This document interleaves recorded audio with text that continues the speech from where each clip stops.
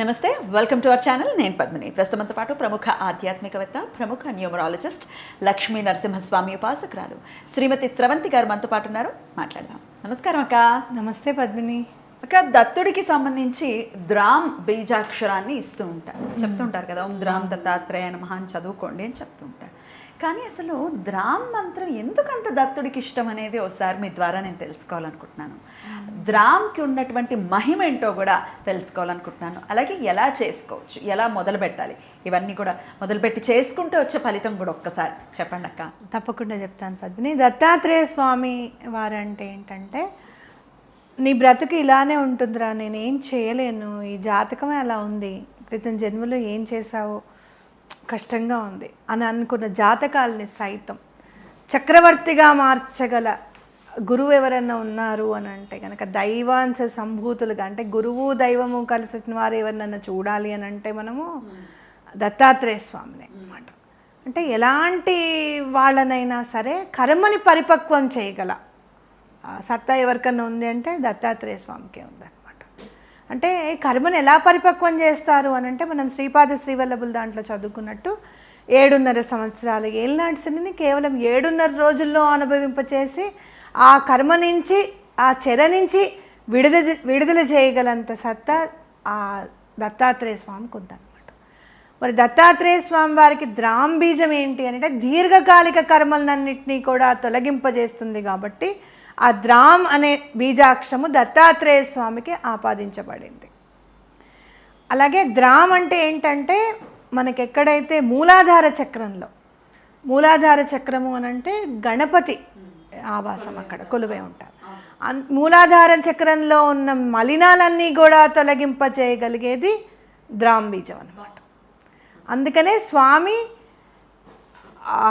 మళ్ళీ మనకి దేవతలకి చెప్తారు, 2498 సంవత్సరాల తర్వాత నేను కలియుగంలో పుడతాను, జన్మిస్తాను అని. మళ్ళీ వినాయక చవితి నాడే పుడతారు. అలాగే ఆ వినాయకుడి హోమంలో ప్రకటమై చెప్తారు, నేను పుడతాను ఇక్కడ అని చెప్పి. అంటే ఏంటంటే, వినాయకుడు అదే ఎందుకు ఎంచుకున్నారు అంటే, మూలాధారములో ఉన్న మలినములన్నీ తీసేస్తే మిగతా చక్రాలన్నిటికీ కూడా ఆ మలినం అనేది క్లియర్ అయిపోతూ ఉంటుందన్నమాట. అర్థమైందా నీకు? ఇద్దరికి అభేదం అని చెప్పకనే చెప్పటం ఇది అభేదం కదా, అభేదము, పూర్తిగా అభేదం.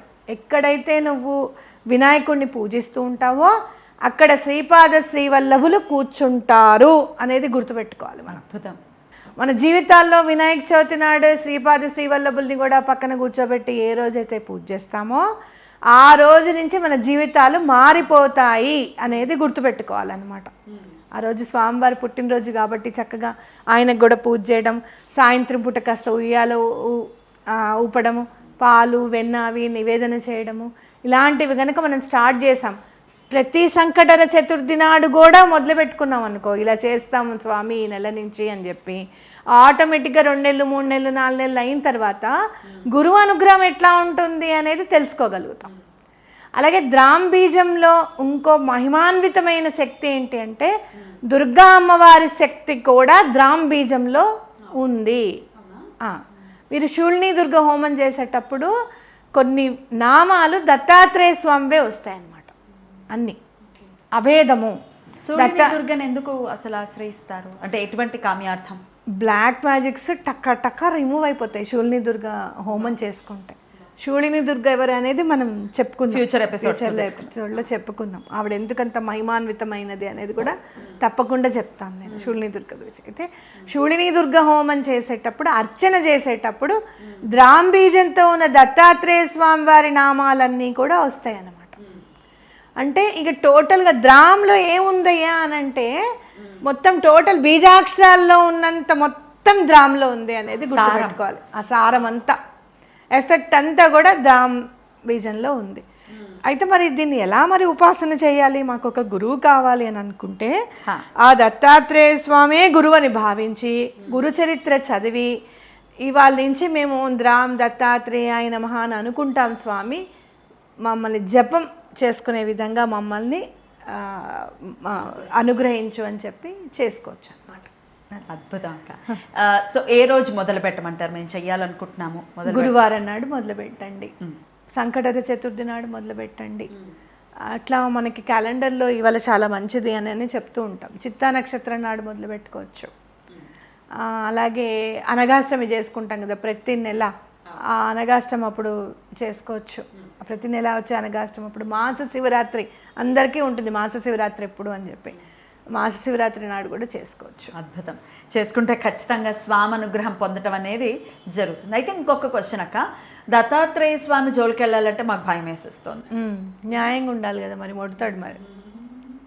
నువ్వు అన్యాయం చేసావు అనుకో వెంటనే అలా ఎందుకు చేసావు అని అంటారు. మనని ఎప్పటికప్పుడు కరెక్ట్ చేసేస్తారు. మన జీవితంలో నిన్నగాక మొన్న మనం బుక్స్ పంచేటప్పుడు కూడా మనకి కనపడింది, అవునా కాదా? అంటే మనని ఎప్పటికప్పుడు కరెక్ట్ చేస్తారు. No this is not the way, no this is not right. ఏం జరిగింది అనేది ఒక వీడియోలో చెప్తాను, తప్పకుండా వీడియోలో మనం మాట్లాడతాము. సేవ చేస్తే ఎటువంటి పర్యవసానాలు ఎదురయ్యాయో తెలుసుకుందాం, మాట్లాడుకుందాం. రైట్. అయితే ఇట్లా కొంత న్యాయంగా ధర్మంగా ఉండాలి, ఆయన ఆరాధన చేస్తే, అంతేనా? న్యాయం ధర్మం అనేది ఆటోమేటిక్గా అలవాటు పడిపోతుంది. సేవ అనేది చేయాలనిపిస్తుంది, నలుగురికి వండి పెట్టాలనిపిస్తుంది. ఆరాధన స్టార్ట్ చేసేటప్పటికే శ్రీపాద తత్వమయి ఫౌండేషన్ పురుడు వస్తుంది. అంతే. నేను కూర్చున్నాను, ఎవరు వండి పెడుతున్నారు, అబ్బాయి ఎంత బాగా వండి పెడుతున్నారో అని అనుకున్నాను. మనం ఇలా చేయగలుగుతామా అని అనుకున్నాను. ఎందుకు చేయలేవమ్మా, నువ్వు చేయగలుగుతావు అంది మైత్రి. ఏమో మైత్రి, నువ్వు అమ్మని కాబట్టి నువ్వు అలా అంటావే అని అన్నాను. లేదు మమ్మీ చేస్తావు, చూడు నువ్వు చేస్తావు, నాకు నమ్మకం ఉంది అంది. అక్కడ కూర్చొని గురుచరిత్ర ప్లస్ శ్రీపాద శ్రీవల్లభుల చరిత్ర చదువుకుంటున్నాము. వెళ్ళాము, గుళ్ళో కూర్చొని గురుచరిత్ర చదువుతున్నాను. సడన్గా అకౌంట్లో 50,000 వేశారు. ఏమండి మీరు అన్నదానం చేయండి, అక్కడ ఉన్నారు కదా అని. బాబా ఇన్స్టెంట్ నువ్వు నేను 200 మందికి నేను పెట్టగలుగుతానా అని నేను అనుకున్నా. 200కి కాదు, ఆల్మోస్ట్ ఒక 500-600 మందికి పెట్టాము డబ్బులతో. అది కాక మళ్ళీ మనకి ఇది ఉంటుంది కదా, కాస్త వెజ్ చేస్తాం కాబట్టి ఆ గిన్నెలో యూజ్ చేయాలని మనకు అనిపిస్తుంది కదా, కాబట్టి కొనేసుకుందాం అక్క మనము అని అనడము. అయ్యప్ప వెంటనే అక్కడికి వెళ్ళి మేము 200 మందికి సరిపడా వండడానికి సామాన్ తీసుకొచ్చి పెట్టేయడము. ఫౌండేషన్ పురుడు పోసుకుంది. అట్లా మనం మంచి అని అనుకుంటే చాలు, నువ్వు చేస్తావా ఇదిగో అని ఒడి నింపేస్తాడు భగవంతుడు. అంత బాగా తీసుకొని వెళ్తాడు ఆయన లైఫ్ని, చాలా బాగా తీసుకొని వెళ్తాడు. అయితే మనం ఆశ్రయించాలి ఆయన, ఆయన శరణు వేడితే ఆయన రక్షణలో ఉంటే ఇంకా తిరుగులేదు పద్మిని, తిరుగులేదు. వెన్నంటే ఉండి కాపాడుతాడు, ఎప్పుడైనా సరే రక్షిస్తాడు. నీకు తెలియదు, నీకు బాధ కలిగింది, నీకు తెలియదు నాన్న, నీకు తెలియదు, నీకు ఇది జరగడం బెస్ట్ అని చెప్తాడు. ఆ కష్టం కలిగించిన తర్వాత కూడా అంత కష్టంలో నేను ఉన్నాను అని చెప్తారు. నాతో నేను చాలా బాగా విపరీతంగా ఏడుస్తుంటే నా వాయిసే వినిపిస్తుందని నీకు చాలాసార్లు చెప్పాను. వాడు అలా బాధపడుతూ ఉంటే నువ్వు చూడలేవు బంగారు అన్నారు. బంగారు అన్నారా? అంటే అసలు ఆశ్చర్యపోయాను నేను అసలు. అంటే ఎంత ఇదిగా ఆలోచించారు ఆయన అని చెప్పి. అంటే అక్కడ భరించేంత కర్మ ఆయనకు ఉన్నా కూడా ఆయనను భరించకుండా, ఆయనను అంత బాధ పెట్టకుండా. ఎందుకంటే బావగారు ఎప్పుడూ నన్ను అడిగేవారు, నేను ఎప్పుడు లేస్తాను, నేను ఎప్పుడు నడుస్తాను, నేను ఆఫీస్ పని చేయాలి. ఫిజియో వాళ్ళకు కూడా అదే చెప్పేవారు, నేను తొందరగా ఇంటికి వెళ్ళిపోవాలి, నేను తొందరగా ఫిజియో చేయాలి, మీరు ఇంకొంచెం అరగంట చేయించండి నా చేత, నేను ఎక్కువ చేయిస్తాను, ఎక్కువ వర్క్ చేస్తానని చెప్పి వాళ్ళతో కూడా మాట్లాడేవారు అనమాట. అట్లా కర్మ ఉన్నా కూడా దాన్ని కుదించి, కాదు నువ్వు బాధపడతావు, వీళ్ళందరూ బాధపడతారు నేను చూసి అని చెప్పి ఆయనకి మంచి చేశారు, మనకి కూడా ఒక అందుకు మంచి చేశారు. నిజంగా చెప్పాలనంటే అసలు దత్తాత్రేయ స్వామికి చాలా నిష్ట, మీరు ఇదిగా ఉండాలి అది ఇదని చెప్తారు కదా. మరి మైలలో ఉన్నప్పుడు నాకు కల్లో కనిపించారు, సుతకంలో ఉన్నారు. నాకు ఆశ్చర్యం అనిపించింది చాలా.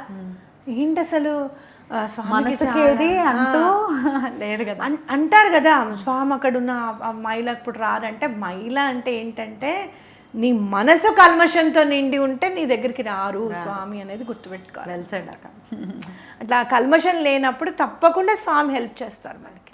దిశానిర్దేశమే. బావగారు హాస్పిటల్లో ఉన్నప్పుడు మాత్రం నాకు అసలు ఎట్లా దిశానిర్దేశం చేశారు అంటే, నా అంతటా నేను వెళ్ళి ఆయన దగ్గర ఉండి నీకు అప్పచెప్తున్నాను శ్రీపాద శ్రీవల్లభ, ప్రతి ఆడదానిలోనూ నువ్వు తల్లిని చూసుకుంటావు అని చెప్పావు కదా, సుమతి మహారాణిని చూసుకుంటా అన్నావు. మరి అప్పలరాజు తండ్రి అవ్వాలి కదా, ఆయన నీకు అప్పలరాజు అవ్వాలి. నువ్వు పక్కనే కూర్చోబెట్టుకుంటావో ఒళ్ళోనే కూర్చోబెట్టుకుంటావో ఆయన బాధపడకుండా నీతో తీసుకువెళ్ళు అని చెప్పి నేను శనివారం నాడు అప్పచెప్పాను, ఆదివారం నాడు ఆయన తీసుకుని వెళ్ళారు. చాలా అసలు అంటే ఎందుకు చెప్తున్నాను అని అంటే, నేను ఇంకో మాట కూడా చెప్తాను. నాకు కష్టం వచ్చినప్పుడు నేను ఫస్ట్ కన్నీరు పెట్టుకొని బాధపడింది ఏంటో తెలుసా, నన్ను ఇంతమంది నమ్మారే, ఈవిడికే ఇంత కష్టం వచ్చింది కదా, ఆయన ఏం చేశాడు అని చెప్పి స్వామిని అంటారేమో వీళ్ళందరూ అని నాకు చాలా బాధ అనిపించింది పద్మిని. ఎందుకంటే నేను అక్కడ కూర్చొని అలా ఒక్క వ్యక్తి అంది, ఒక్క వ్యక్తి అంది మీరు ఇన్ని పూజలు చేస్తున్నారు కదా అని. తుచ్చు పుచ్చులు ఉంటాయి అంటే బాధతో కూడా అట్లా బాధపడిపోయే వాళ్ళు ఉంటారేమో, స్వామిని వదిలేస్తారేమో అన్న చాలా భయం అనిపించింది నాకు. ఎందుకంటే మీరు చెప్పారు మేము స్వామి ఆరాధనలోకి వచ్చామని చాలా మంది చెప్పారు తెలుసా, మీరు వదిలేస్తారేమో స్వామిని అనుకున్నా నేను. కానీ మీరు ఇంకా నమ్మకంగా ఇంకా ఎక్కువ నమ్ముతూ ఇంకా ఆయన పాదాలని ఇంకా గట్టిగా పట్టుకోవటం, ఏం పాజిటివ్ యాటిట్యూడ్ అక్క. మే 26 థ్యాంక్ యూ అద్భుతం. ఆయన స్ఫురణ అంతే అది. మే 26 తారీఖు నేను ఆయన పిఠాపురం వెళ్ళినప్పుడు ఆయనకు మా అమ్మ నాన్నకు బాగాలేదు అని మైత్రి ఫోన్ చేసి మూతి వంకరైంది అమ్మ అని అనగానే నాకేం కాలేదు నాన్న ఇదేదో చెప్తోంది అంటే ఫోటో పంపించండి అని ఫోటో చూడంగానే ఇమీడియట్గా నేను బయలుదేరిపోతుంటే నువ్వు పిఠాపురం వెళ్ళేరా, నువ్వు ఉత్తిగా వచ్చాయి కానీ బావగారు చెప్పారు. సరే అని చెప్పి నేను పిఠాపురం వెళ్ళిన తర్వాత అక్కడ ఫస్ట్ మృత్యుంజయ హోమం చేస్తున్నారు. మృత్యుంజయం హోమము అంటే ఏంటి, ఏ బాధ కలగకుండా ఎలా అయితే దోస పండు విడిపోతుందో, ఎవరో ఇట్లా తెంపకుండా అలా విడిపోతుందో అలా ప్రాణాన్ని అలానే సంవత్సరంలో మళ్ళీ ఇదే మే 26 వచ్చే లోపల ఆయనని ఒక 6 నెలల్లో ఆయనలో కలుపుకున్నారు. నేను ఇది చాలా భయపడే, ఎందుకంటే నేను కూర్చొని ఐసీలో నేను బుక్స్ చదువుతూ ఉన్నా, ఇంత చేస్తున్నా కూడా ఈవిడికి ఏం చేశారు అమ్మ, మిమ్మల్ని చూసి మేము ఇది నేర్చుకున్నాము, మిమ్మల్ని చూసి మేము చదవడం నేర్చుకున్నాము, ఆరాధన నేర్చుకున్నామని ఐసీలో కూడా చాలామంది అన్నారు. వీళ్ళందరూ వదిలేస్తారా స్వామిని, వీళ్ళకందరి మైండ్లో ఏమొస్తుందో, ఏం మనము చెప్పగలుగుతామో అని చెప్పి నాకు చాలా భయం వేసింది. లేదు లేదు అలా ఏం కాదు, ధైర్యాన్ని ఇచ్చారు ఎంతో మంది. ముందు అసలు ఫస్ట్ మీరే ధైర్యంగా ఉన్నారు, అందుకు అంటే ఎక్కడ కదలలేదు మీ నమ్మకం కానీ, లేకపోతే ఎందుకు ఇలా చేసావని చెప్పి ఆయన్ని ప్రశ్నించడం ఏం చేయలేదు. కర్మకి ఎదురు వెళ్ళటం అనేది చేయట్లేదు. లేదు, no matter what it is. Amazing అక్క, మీరు డెఫినెట్గా ఇన్స్పిరేషనలే ఎప్పటికీ, అలాగే ఉంటారు కూడా. చాలా అద్భుతంగా వివరించారు అక్క. కృతజ్ఞతలు. నమస్తే. నమస్తే.